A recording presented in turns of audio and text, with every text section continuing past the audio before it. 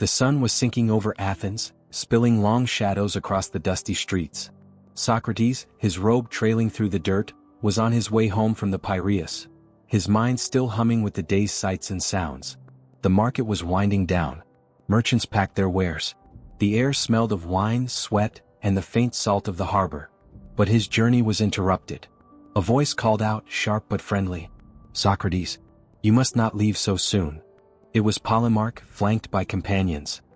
His hand gripped Socrates' arm, not roughly but with a firmness that left no room for refusal. The reason? A simple invitation, or so it seemed. Come to his house, speak with his father Cephalus, and join in the evening's discussion.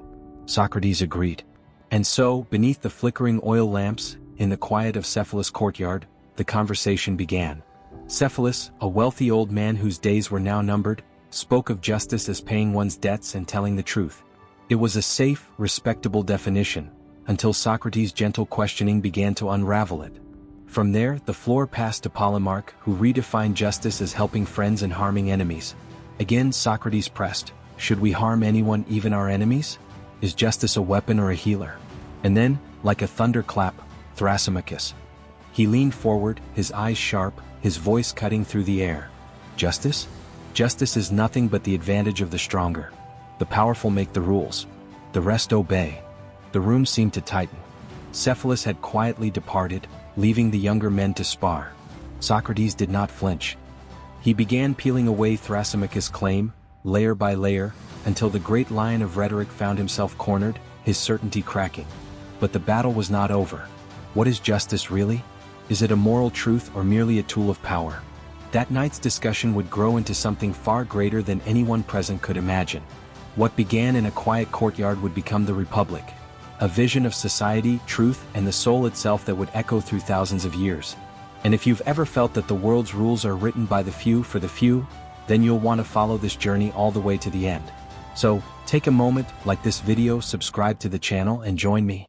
Because the shadows we're about to step into hide truths you may never forget. The night deepened, but the conversation did not fade. Socrates, now leaning forward in his seat, proposed a strange experiment. If we cannot see justice clearly in a single man, perhaps we can see it in something larger, a city. And so, piece by piece they began to build one. At first, the city was simple, humble huts for shelter, bread for the table, a jug of wine for the evening. Every man and woman worked at what they were best suited for. The farmer tilled, the weaver wove, the potter shaped clay into cups. Life was modest, but the people were content. But as the thought unfolded, a shadow crept in. Gluttony, luxury, and pride began to whisper into the design. The citizens wanted more: soft beds, sweet pastries, gold trinkets, and music to stir the heart. And so the fevered city was born. With luxury came rivalry. With rivalry came the need for protection. And with protection came the guardians. They were to be unlike any other citizens. Men and women trained from youth to be sharp as iron and swift as wind. But they could not be mercenaries serving themselves. No, they had to be loyal to the city alone. And so Socrates gave them a paradoxical life. No private wealth, no gold or silver, no families of their own. Their reward would be honor, not riches. To bind them together, Socrates proposed a strange myth, the noble lie. Every citizen, he said, was born with a certain kind of metal in their soul. Gold for rulers, silver for auxiliaries, bronze or iron for farmers and craftsmen. This was not to demean but to unite, convincing each person they had a natural place in the whole. Thrasymachus scoffed at the idea. A lie. But Socrates called it a medicine for the soul, a story to keep the city from tearing itself apart. The design grew more elaborate. Education and music to shape the soul, gymnastics to shape the body, strict censorship to protect the minds of the young. Even the stories told in the city would be controlled, for myths could plant either virtue or corruption in the heart. And as this ideal city began to take shape, a new question emerged, one that would strike deeper than walls and laws. Who should rule it? That, Socrates promised, would take them to the rarest of all leaders. The question hung in the air like incense in a temple. Who should rule this city? Socrates' answer landed with the weight of a hammer. Until philosophers rule as kings, or those who are now called kings and leaders truly and adequately philosophize, there can be no rest from the troubles of states. The table stirred. Even Glaucon, usually quick to defend Socrates, raised a skeptical eyebrow. Philosophers? The dreamy, absent-minded men lost in thought? The ones mocked in the marketplace for staring at the stars while tripping over their own feet? But Socrates was not speaking of idle thinkers. He spoke of true philosophers, men and women who loved wisdom above power, who could see beyond personal gain, who sought truth for its own sake. These rulers would be incorruptible, because their desires would be chained not to wealth or fame, but to the good of the whole. To shape such rare beings, Socrates sketched an education unlike any other. From childhood, they would be immersed in music to harmonize the soul, gymnastics to discipline the body, and, most importantly, mathematics to sharpen the mind.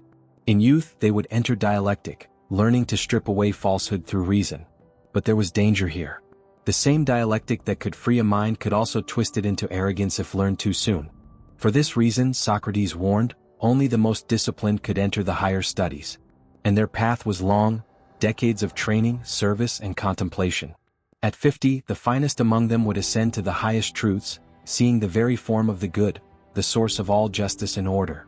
Then, having tasted the pure light, they would be compelled to return to the city and rule, not for themselves but for the people.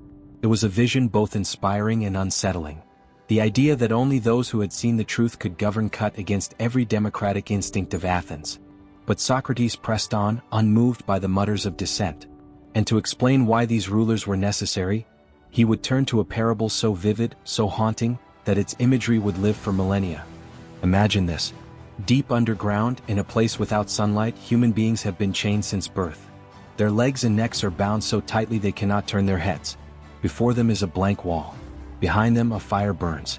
Between the fire and the prisoners runs a raised walkway, where unseen figures carry objects, statues of men, carved animals, everyday tools, casting shadows on the wall. The prisoners know nothing but these shadows. To them, the flickering images are reality. The echo of voices from behind is mistaken for the voices of the shadows themselves. Now imagine, one prisoner is freed. His chains fall away. At first, the movement is agony.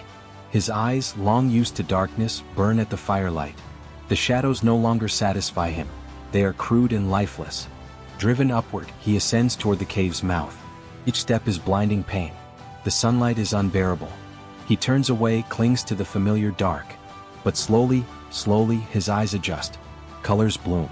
Shapes sharpen. He sees the real world for the first time.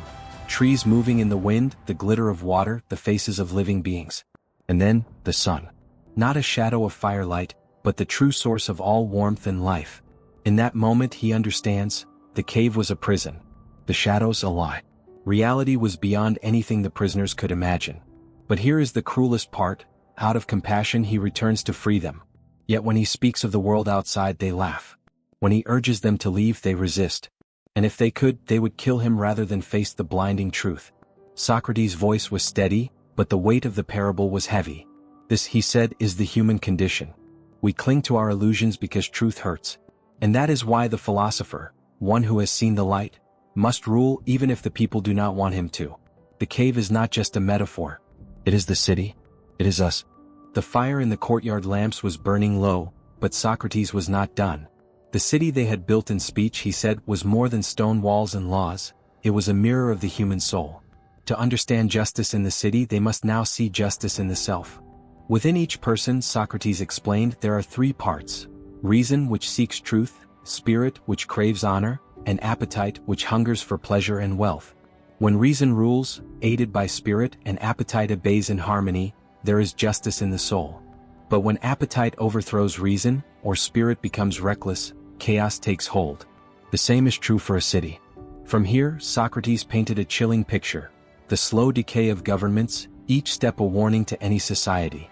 The perfect city ruled by philosopher-kings would not last forever. Over time, honor would replace wisdom. A timocracy would rise, valuing war and discipline above all. From there, greed would corrode honor. Power would gather in the hands of the wealthy, an oligarchy, while the poor would grow restless and bitter. When the many overthrow the few, they would cry for freedom. Democracy would come, wild and intoxicating. But in their hunger for equality, the people would reject all authority, even the rule of law. And from that chaos, the most dangerous figure would emerge. A single man promising to protect the people from themselves. The protector would become a tyrant. Tyranny, the final and most corrupt form of rule, would enslave the city in fear. Socrates let the vision hang in the air. The decline was not inevitable, but it was always possible. Without the harmony of the soul, there could be no lasting harmony in the state. Justice, he concluded, was not about the strong ruling the weak, nor about giving each what they demand. It was about order, each part, whether in a person or a city, doing what it was best suited to do in balance with the rest. Perhaps the Republic was never meant to be a blueprint for a perfect government. Perhaps it was a warning, an ancient mirror held up to every age reflecting our flaws and our choices. And as the discussion faded into the night, one truth remained: the cave is always waiting and the light is always blinding.